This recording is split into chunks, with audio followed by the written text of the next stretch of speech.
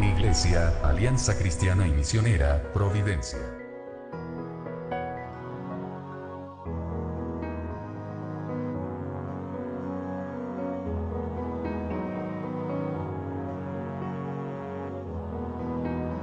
Les esperamos en Avenida General Bustamante 60, Providencia. Síguenos en Así Providencia.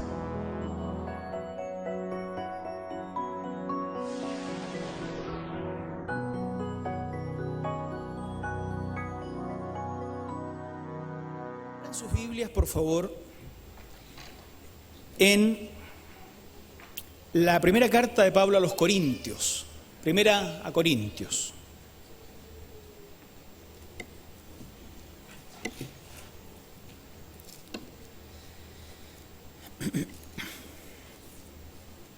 En el capítulo 1 vamos a leer los primeros 3 versículos solamente.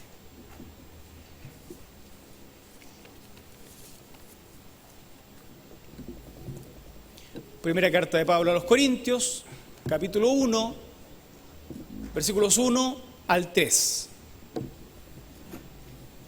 Pablo, llamado a ser apóstol de Jesucristo por la voluntad de Dios, y el hermano Sóstenes, a la iglesia de Dios que está en Corinto, a los santificados en Cristo Jesús, llamados a ser santos, con todos los que en cualquier lugar invocan el nombre de nuestro Señor Jesucristo, Señor de ellos y nuestro.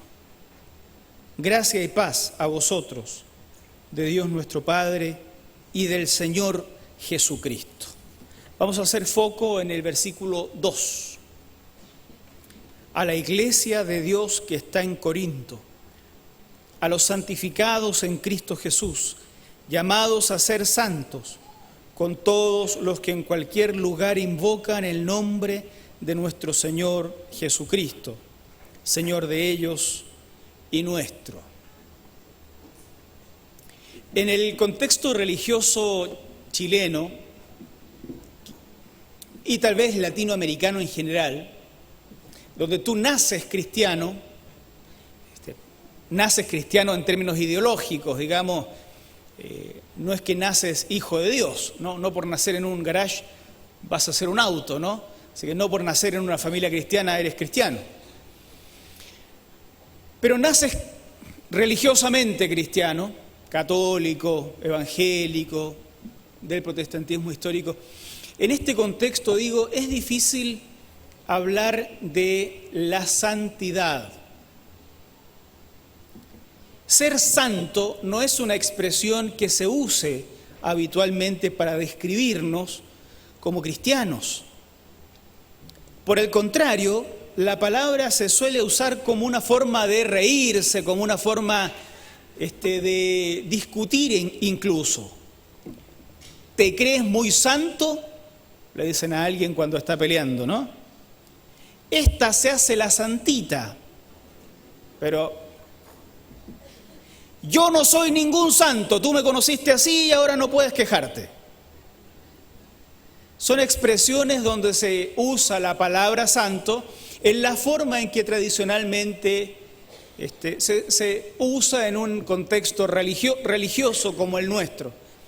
Y eso es porque son palabras tan manoseadas dentro del contexto religioso que con el tiempo van vaciándose de sentido. Ya no significan nada. Pero no es así como aparece en la Biblia la palabra santo. Y no es así como debiéramos usarla nosotros. Yo creo que nosotros debiéramos empezar a recuperar un lenguaje cristiano o un lenguaje bíblico, pero cargarlo de un sentido adecuado.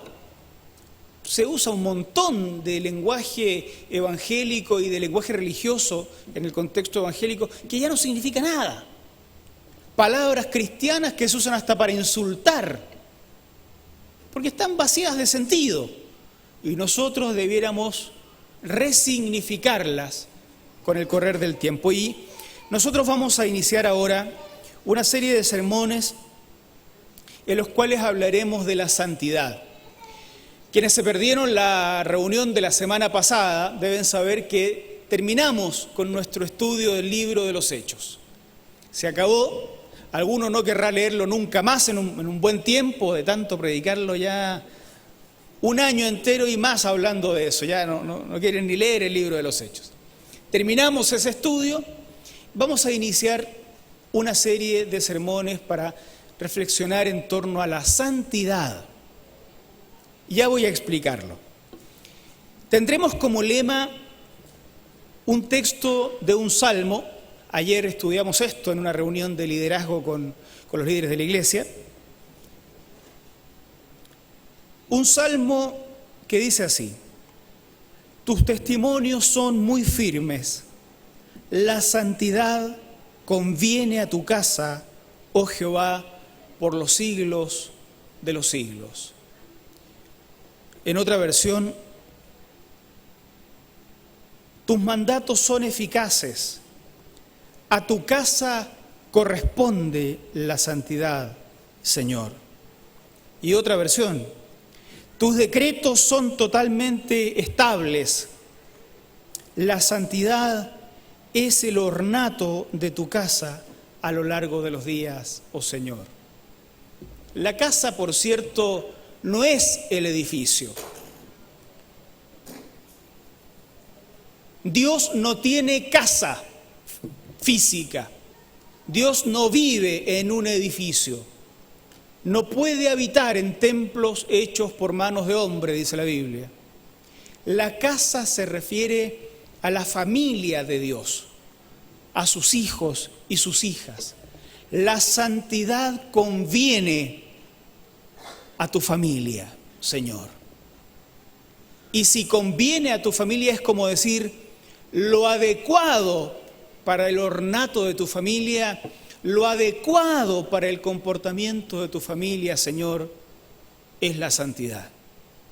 Nos vamos a tomar muy en serio esto y vamos a hablar durante un tiempo inspirados en este salmo.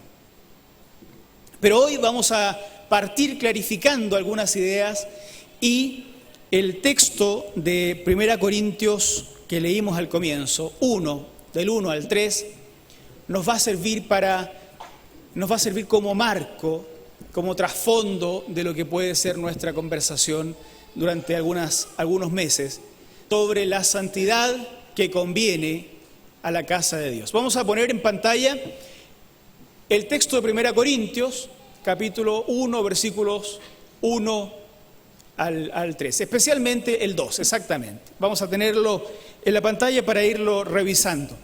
La palabra santo significa sencillamente separado, apartado. No significa bueno, no significa perfecto, no significa con una moralidad superior. Tampoco significa necesariamente cristiano. Santo era declarado algo que se separaba, que se apartaba del montón con un uso específico. Un lugar santo, un hombre o una mujer santos, un día santo, etc. En la antigüedad había, por ejemplo, prostitución sagrada. La forma de adorar a la diosa Afrodita era por medio de la prostitución sagrada, y esas prostitutas eran santas, y esos sacerdotes eran santos. La santidad no es bondad.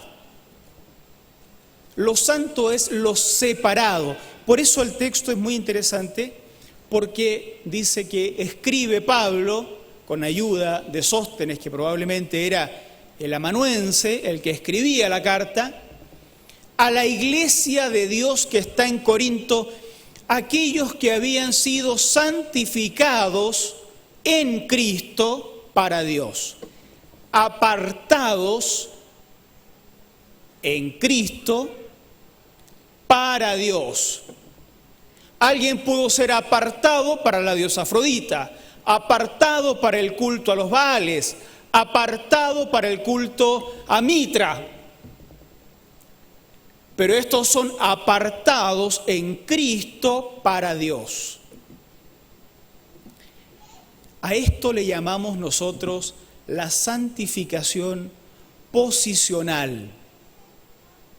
Cualquiera de ustedes que haya leído la carta a los Corintios se preguntará, ¿y qué tenían de santo los corintios? Si estaban todos peleados unos con otros. Unos eran de un bando, otros eran de otro bando. La iglesia estaba dividida en facciones. Eran varias iglesias dentro de la iglesia, como le decimos nosotros. ¿Qué tenían de santo? Claro, esta santificación del comienzo es una santificación que está marcada por el cambio de posición.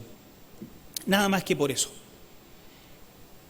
Pertenecías al montón de los no escogidos por Dios, pero fuiste entonces apartado para formar parte del pueblo de Dios, de la familia de Dios.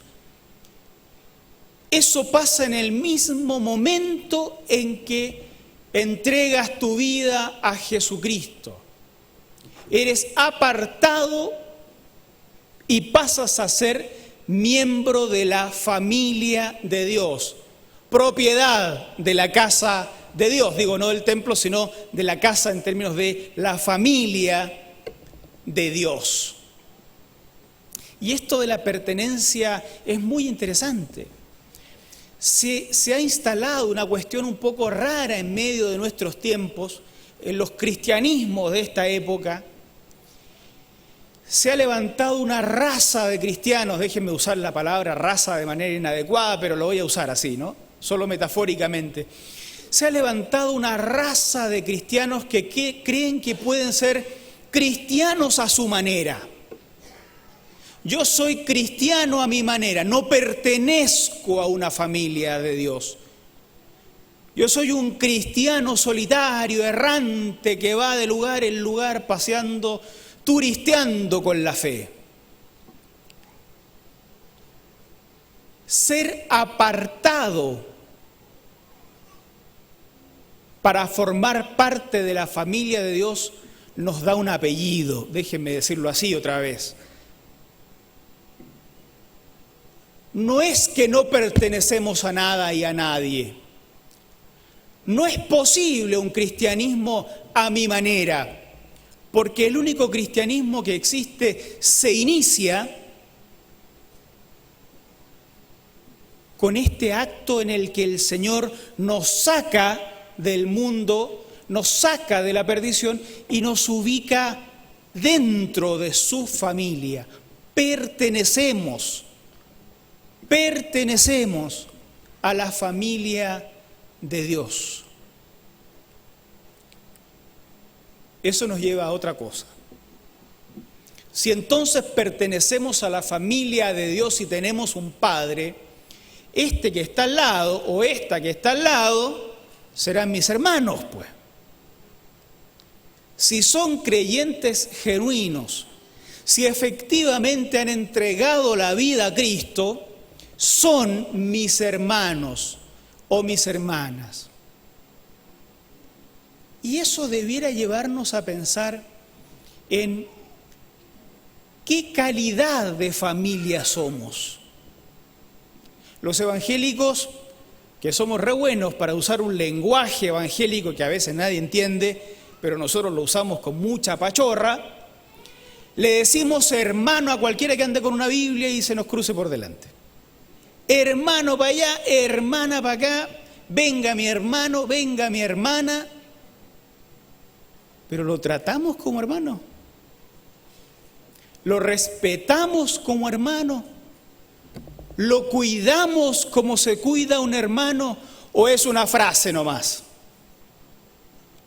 Yo he descubierto que a veces decir hermano es una forma de marcar la distancia en lugar de acercarnos.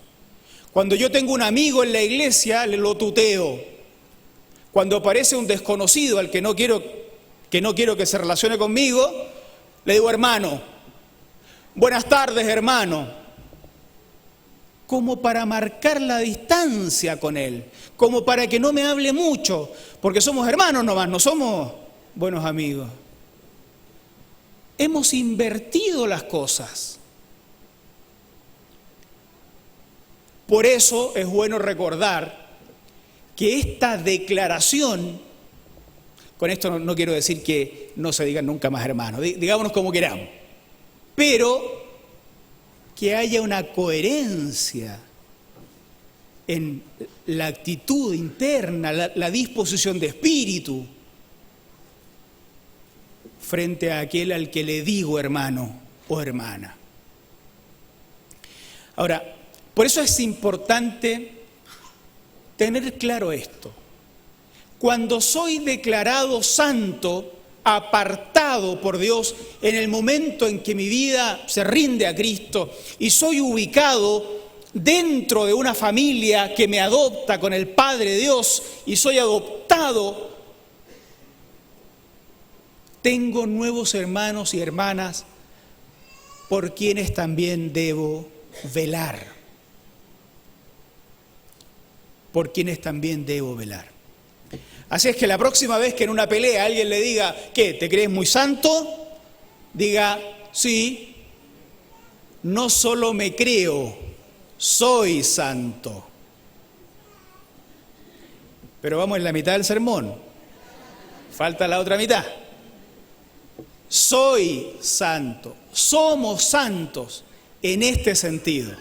Ahora, termine el sermón porque no vaya a ser cosa que va a salir de aquí creyendo que intercede entre Dios y los hombres como los santos latinoamericanos. No es esa la idea, ¿no? Hay que terminar la historia completa. Que no se nos corte internet en la transmisión, porque si se quedan hasta la mitad, van a quedar con la mitad de la idea. Sí, somos declarados santos y esto es a lo que le llamamos la santificación posicional, el cambio de posición, fuera del cuerpo de Cristo y ahora, por la gracia de Dios, sin hacer nada, sin merecerlo, sin hacer méritos, declarado dentro del cuerpo, apartado para ser la familia de Dios. Pertenencia. Pertenezco a la familia de Dios.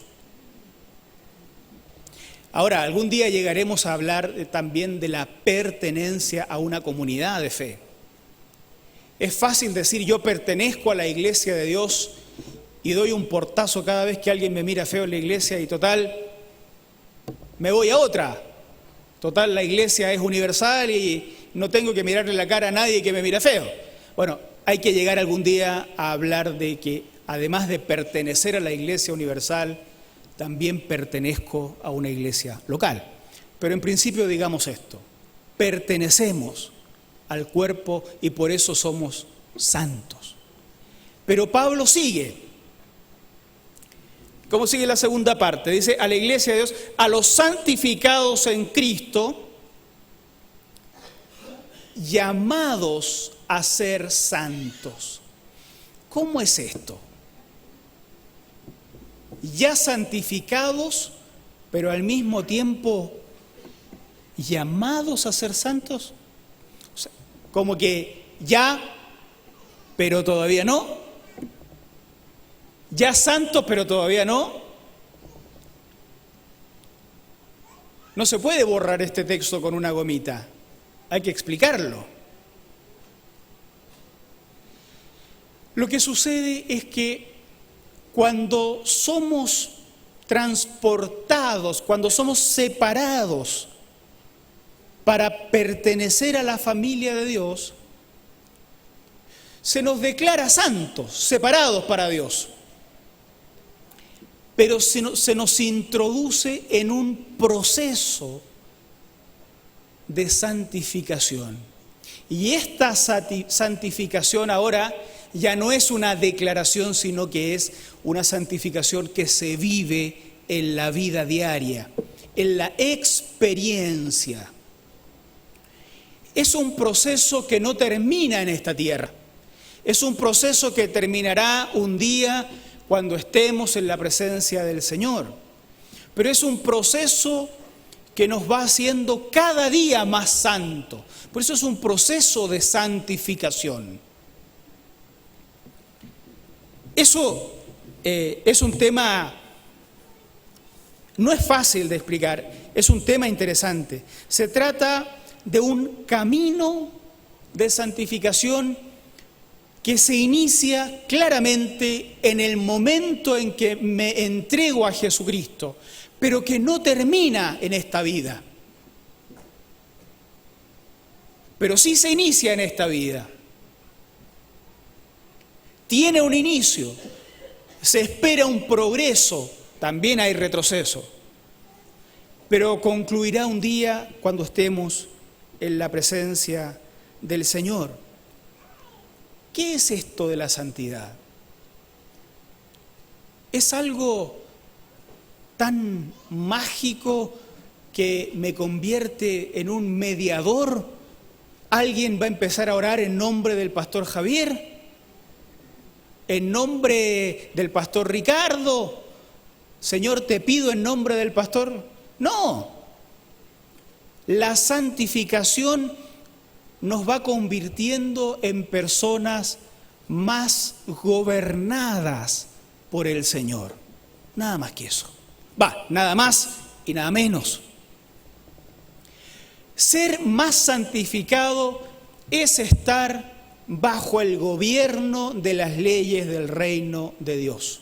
El año pasado, todo el año, hablamos de vivir anunciando el reino de Dios, que no es otra cosa que vivir y decir que un nuevo rey ha bajado a la historia y exige obediencia en justicia, en misericordia, en transparencia.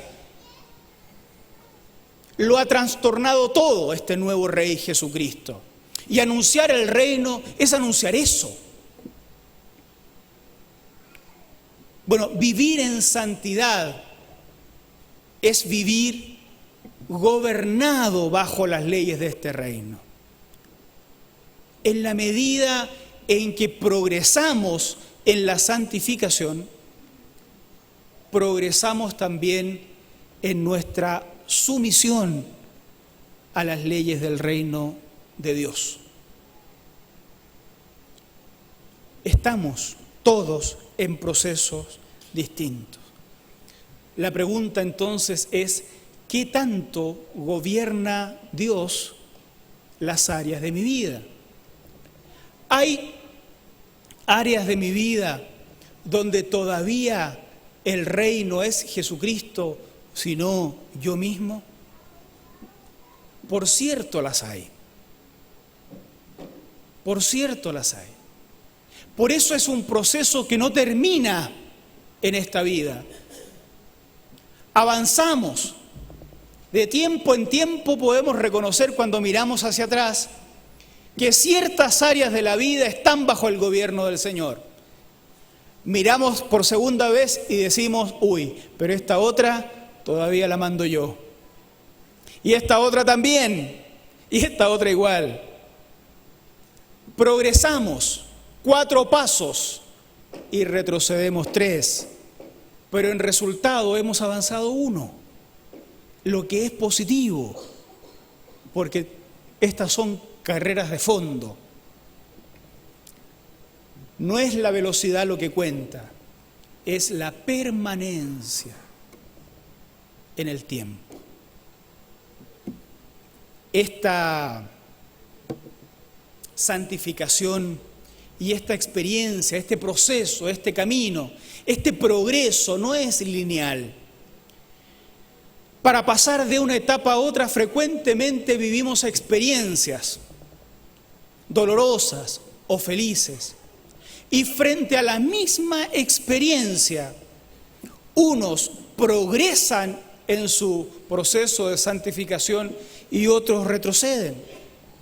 Frente a un matrimonio, unos se convierten en personas más santificadas, otros se van de la iglesia. Frente a un nuevo pololeo o un noviazgo o una ruptura matrimonial o de noviazgo, Unos avanzan en un proceso de santificación y frente a la misma situación, otros se van de la iglesia o retroceden. No es lineal. Si encontráramos el secreto, ¿cuál es el sufrimiento perfecto? Nos someteríamos todos al mismo sufrimiento y avanzaríamos.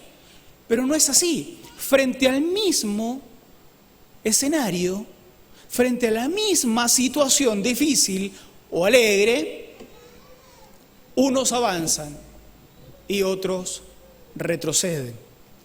El proceso de santificación no es solo avanzar, no es lineal, no es fácil, está lleno de fracasos y es bueno partir este proceso reconociendo todas estas cosas. Cada situación difícil que nos toca vivir, cada situación alegre que nos toca vivir, es una ocasión para exponerse a la acción santificadora de Dios. Pero también es una ocasión para darle un portazo a Dios y no dejar que transforme nuestras vidas. Cuando uno escapa del dolor, cuando uno escapa permanentemente de los problemas, en lugar de enfrentarlos, lo que sucede es que nunca crecemos. Nunca crecemos. Y esto también pasa en la iglesia. Yo crecí en la iglesia, buenos amigos míos, y yo mismo vivimos experiencias alegres y dolorosas. Unos estamos en la fe, otros ya no están. Crecidos con el mismo pastor, con la misma enseñanza, con la misma música, con los mismos ministerios de la iglesia. Frente a las dificultades, unos dieron un portazo y se fueron. Otros decidimos pedir perdón cuando fuimos los que nos equivocamos, o perdonar cuando otros se equivocaron con nosotros. Pero otros, frente a la posibilidad de sufrir, de ser avergonzados, de tener que pedir perdón, mejor dieron un portazo. Unos crecieron, otros nunca crecieron. Hay un texto del Antiguo Testamento que a mí me hace mucho sentido, no tiene por qué hacerle el mismo sentido a ustedes, pero me parece a mí que es un texto que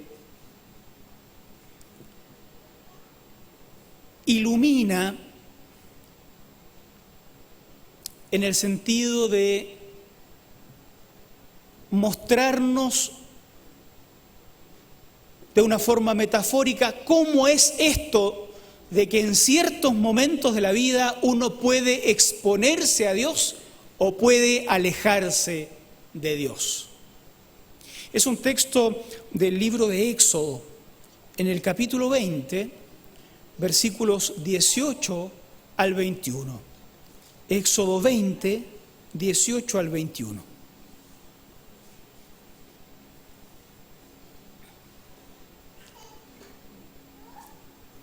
Todo el pueblo, esto lo leímos ya hace un rato, todo el pueblo observaba el estruendo y los relámpagos, y el sonido de la bocina, y el monte que humeaba. Y viéndolo el pueblo temblaron y se pusieron de lejos. Dijeron a Moisés: habla tú con nosotros y nosotros oiremos. Pero no hable Dios con nosotros para que no muramos. Y Moisés respondió al pueblo: no temáis, porque para probaros vino Dios, y para que su temor esté delante de vosotros, para que no pequéis. Entonces el pueblo estuvo a lo lejos, y Moisés se acercó, noten esto, Moisés se acercó a la oscuridad en la cual estaba Dios. Yo debo haber leído esto por primera vez cuando era un adolescente, la temprana adolescencia. Las escuelas dominicales hacían competencia de quién leía la Biblia entera, y seguro que el Éxodo era de los primeros libros que pasábamos después de Génesis. Nunca me olvidé de esta última frase, seguramente porque me pareció muy extraña. Los estereotipos religiosos ubican a Dios en la luz y al diablo en la oscuridad. Todo lo oscuro y todo lo que está en tinieblas se asocia con lo demoníaco, con lo satánico, con lo malo. Y a Dios se le asocia con la luz, con el día, etc. Con los años he aprendido que uno no puede encasillar a Dios. Pero en ese tiempo me llamó mucho la atención esta expresión. Moisés se acercó a la oscuridad en la cual, ¿qué más? Estaba Dios. Si alguno de nuestros hijos tiene problemas con la noche, miedo a la oscuridad, léale estos textos. En la oscuridad no está el cuco, está Dios, como está también en la luz, porque Dios no puede no estar en algún lugar, está en todos lados. Bueno, me llama la atención y me parece que refleja esos momentos que significan un quiebre en nuestro proceso de santificación. Acontece algo tremendo. El monte humea, hay rayos y truenos. La religiosidad de la época no explica estos acontecimientos como acontecimientos de la naturaleza. Lo percibe como manifestaciones de lo sagrado, sea lo que fuere lo sagrado. Pero explica esto como la manifestación de lo sagrado. De aquel lugar donde lo sagrado se está manifestando hay que huir, porque de lo contrario podemos ser destruidos. Lo sagrado provoca al mismo tiempo una atracción, pero también provoca terror. Esa es la característica de todo lo sagrado en la vida. Cuando alguien piensa que un árbol es sagrado, el árbol le provoca atracción, pero al mismo tiempo le provoca terror, no hay que cortarlo. Bueno, cuando el monte humeaba, había acontecido algo tremendo en la sociedad. Frente a eso, Israel tiene la ocasión para acercarse a Dios. Pero decide alejarse.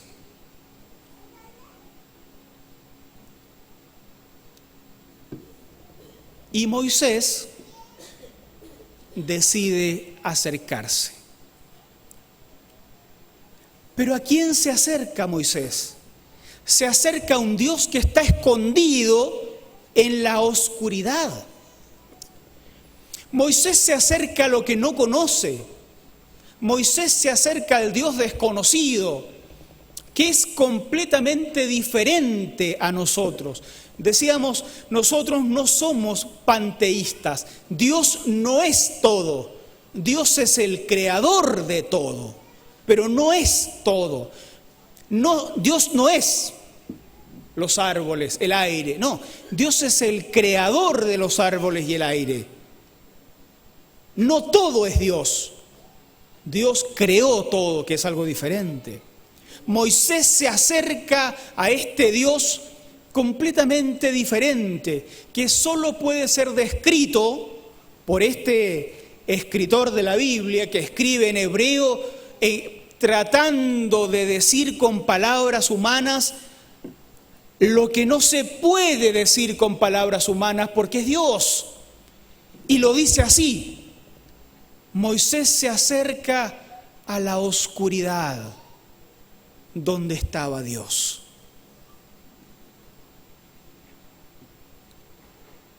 Yo estoy bien de acuerdo con que los teólogos seamos un poco más humildes. Y a pesar de que la palabra teología pudiera ser interpretada o descrita como el estudio de Dios, los teólogos han hecho bien en decir que en realidad la teología estudia la fe de las personas que creen en Dios. La teología es el estudio sistemático de la declaración de fe de las personas, porque a Dios no se le puede meter bajo un microscopio. Dios no puede ser estudiado. Dios no puede ser encasillado. A Dios no se le puede ni describir. Por eso se usan metáforas para describir a Dios. Se le dice padre, pero sabemos que no es hombre. Se le dice pastor, pero sabemos que no es un ser humano. Se le dice rey, pero sabemos que Él no está sentado en un trono físico. Todo lo que se dice de Dios son metáforas, porque Dios no cabe en el lenguaje. Ni siquiera cabe en la Biblia, ni siquiera cabe en la iglesia, menos cabe en el lenguaje. Vamos a decir, usando estas mismas palabras, Dios sigue estando en la oscuridad. La pregunta es, ¿nos vamos a acercar a Dios que está en la oscuridad? ¿O nos vamos a alejar porque nos da miedo? Llegado el momento clímax de tu vida, ¿te vas a acercar al Dios que no puedes describir para exponerte y que Él obre en tu vida, o te vas a alejar? Porque el miedo, justo miedo, pesa más que tu necesidad.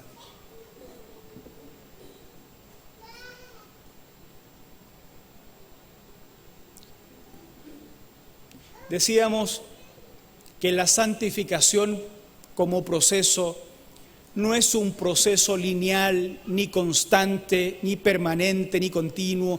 Es un proceso lleno de quiebres, lleno de situaciones que te ponen en ocasión de acercarte o de alejarte. Tu vida y mi vida está llena de montes Horeb que tiemblan, llena de rayos, y Dios siempre está ahí. Y siempre tienes la posibilidad de convertir una experiencia de vida en un momento para acercarte o en un momento para alejarte. Y no creas que es fácil. Muchos evangélicos se alejan de Dios en momentos difíciles. Una ruptura en un noviazgo, la pérdida de un trabajo, o al revés, encontrar un noviazgo y encontrar un trabajo. Para unos es acercarse, pero para muchos, tal vez la mayoría, es ocasión para separarse de Dios y no exponerse a la acción del Espíritu de Dios. Porque es un Dios al que no podemos describir. Si supiéramos que acercándonos a Dios se solucionan todos los problemas, les puedo asegurar que los templos estarían llenos. Pero no sabemos, porque acercarnos a Dios en esta ocasión solo significa empezar a caminar el siguiente tramo. Y vendrá otro monte Horeb, otro conflicto, otra situación vital importante, y tendremos que de nuevo decidir, ¿me acerco o me alejo? Por lo tanto, nadie sabe lo que pasa cuando te acercas. Una cosa sí es segura: avanzas en tu santificación.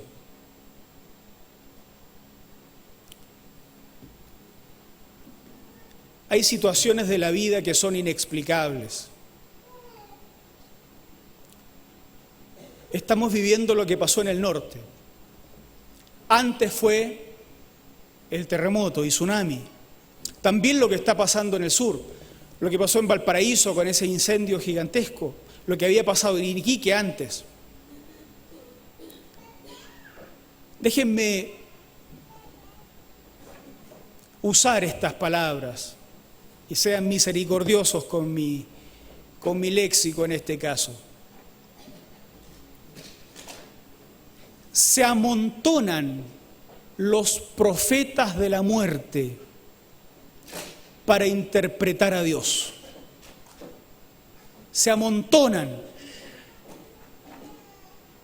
para decir que esto lo hace Dios porque es juicio, que esto lo hace Dios porque es pecado, que esto lo hace Dios porque nos portamos mal. Profetas de la muerte que tratan de meterse en la cabeza de Dios y aún así creen que hacen lo bueno.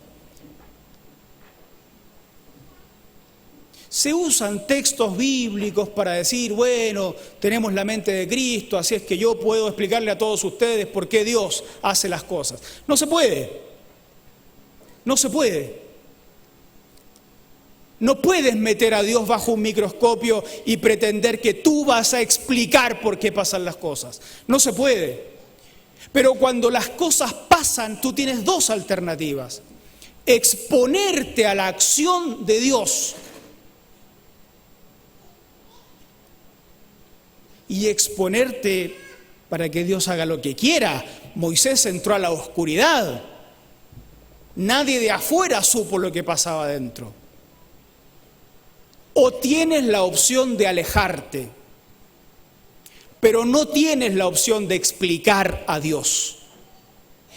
¿Por qué Dios puso una oscuridad que a lo mejor le dolían los ojos al pobre Dios y por eso está en la oscuridad? No puedes explicar a Dios.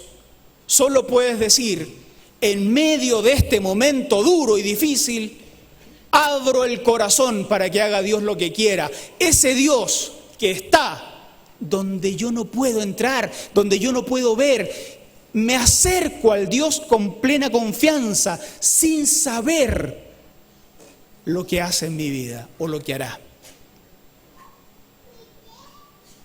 Nosotros conocemos el futuro porque conocemos la historia de Moisés. Cuando sales de la oscuridad, sales con una palabra de Dios que cambiará tu vida y la de todo el resto. Pero no lo sabes en el momento. Renunciemos a la soberbia de jugar a ser Dios.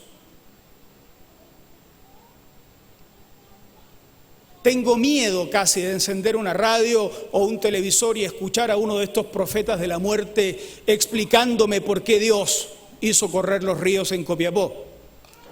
Tengo miedo de escuchar a alguien que en el nombre de Dios me hable de un Dios que le encanta matar personas.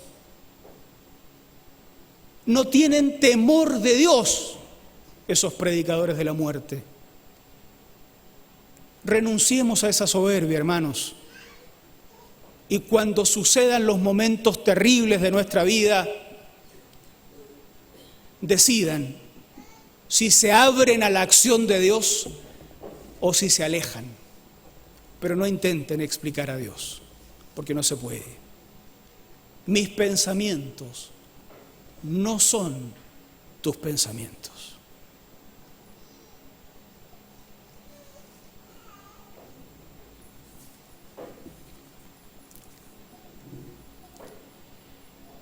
Somos santos, sí, amén, somos santos.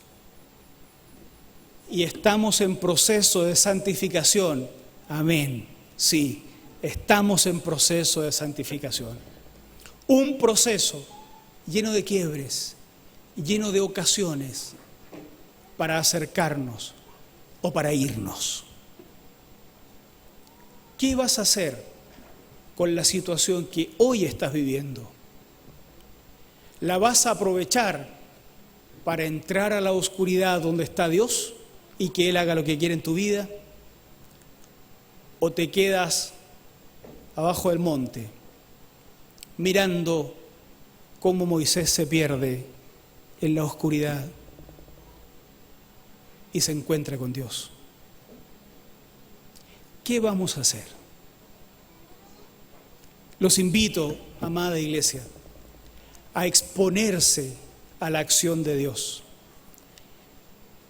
Situaciones difíciles, situaciones adversas y situaciones de grandes triunfos tenemos todos. No es que yo esté profetizando cuando digo qué vas a hacer en tu situación de hoy, porque todos tenemos una situación hoy, sencillamente es eso. Pero sí, ¿qué vas a hacer?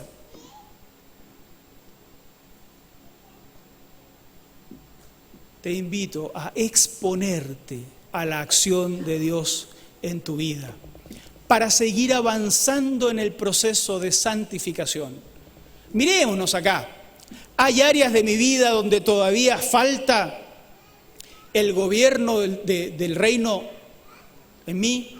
Hay áreas de mi vida que están bajo mi control y no bajo el control de Dios. Sí, es esperable, porque estamos en un proceso. Claro, tal vez alguien que lleva muchos años en la iglesia diga, yo tengo tantas áreas sin control de Dios que me da vergüenza decirlo, porque después de tantos años en la iglesia debiera tener todas las áreas bajo el control de Dios. Bueno, sí, es lo que todos querríamos, pero no es así. Después de años en la iglesia y años de pastorado, hermanos, hay áreas de mi propia vida que se muestran de tiempo en tiempo bajo mi propio control y no bajo el control de Dios. Por tanto, igual que ustedes, igual que todos los santos posicionales, los pastores, los diáconos, los líderes, los hermanos, todos somos llamados a avanzar en el proceso de santificación. Nuestro carácter, nuestros sueños, nuestras reacciones, nuestro compromiso, tantas cosas. Cada uno tiene áreas que necesitan someterse al control de Dios en este proceso de santificación que no termina, pero se inicia acá y no termina hasta cuando el Señor venga. Así es que aprovechemos el momento de sufrimiento, no para explicar a Dios, no se puede. Haga el mejor intento y no va a poder, va a ser insuficiente. Aprovechemos el momento de sufrimiento para abrirnos a la acción santificadora de Dios, santificadora de Dios. Y luego avancemos a la etapa siguiente y aprovechemos el siguiente momento, lo que sea. Ya les digo, la misma experiencia que para unos es un impulso que lo lleva hacia adelante, para otros es la ocasión de alejarse. Aproveche el espacio y el momento, el sufrimiento, la alegría, aproveche la ocasión que hoy vive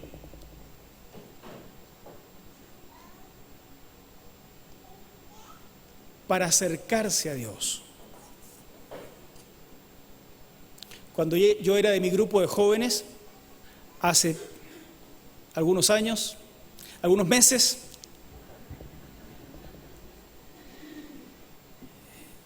llegó un momento triste, muy triste, en que nos dimos cuenta